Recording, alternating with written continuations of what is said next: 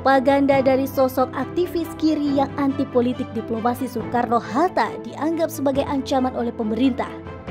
Seorang politikus pemikir yang dibunuh bangsanya sendiri. Dengan segenap perjuangan kemerdekaan yang tidak mudah, ia justru dihukum mati tanpa peradilan. Kisah memilukan salah satu pahlawan Indonesia, Tan Malaka.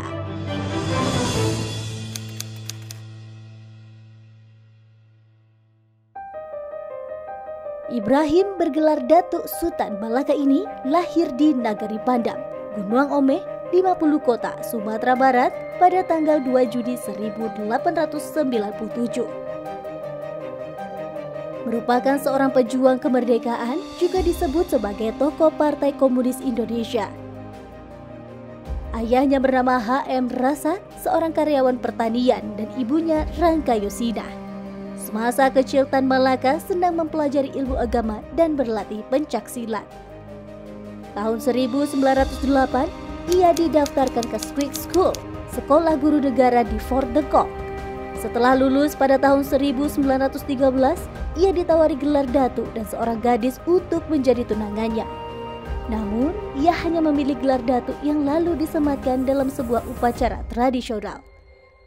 Kemudian ia meninggalkan kampung halaman menuju Belanda untuk belajar di Rijkskwijk School, sekolah pendidikan guru pemerintah.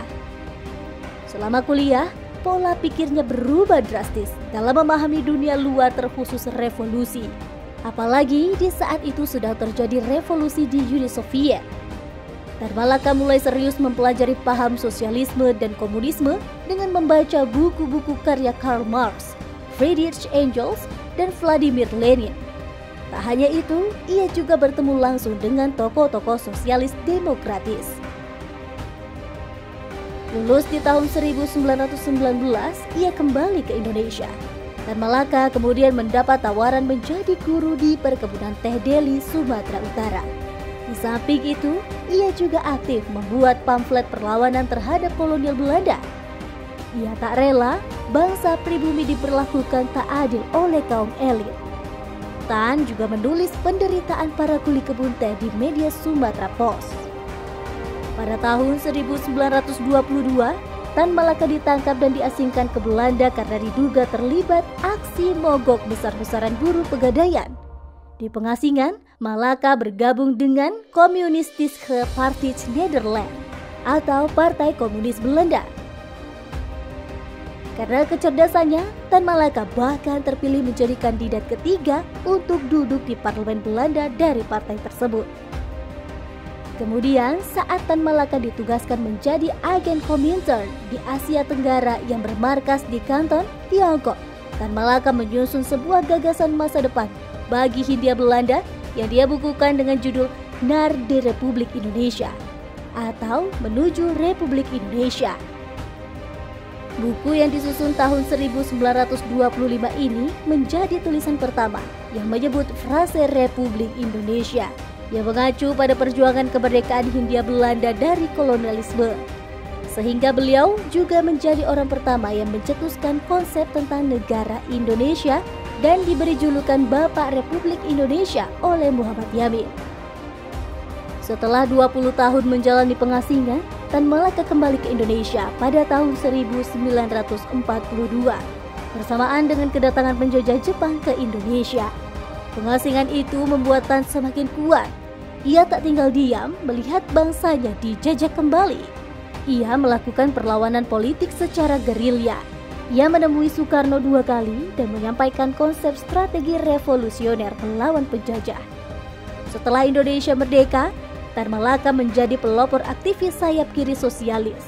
Namun, ia justru dituduh melawan kebijakan pemerintah Indonesia yang baru. Tan Malaka pun dipenjara pada tahun 1946.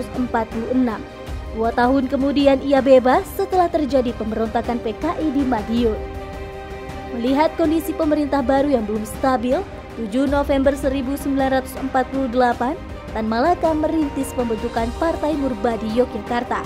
Setelah itu, Tan Malaka menuju Kediri untuk mengumpulkan sisa-sisa pemberontakan PKI dan membentuk pasukan gerilya pembela proklamasi.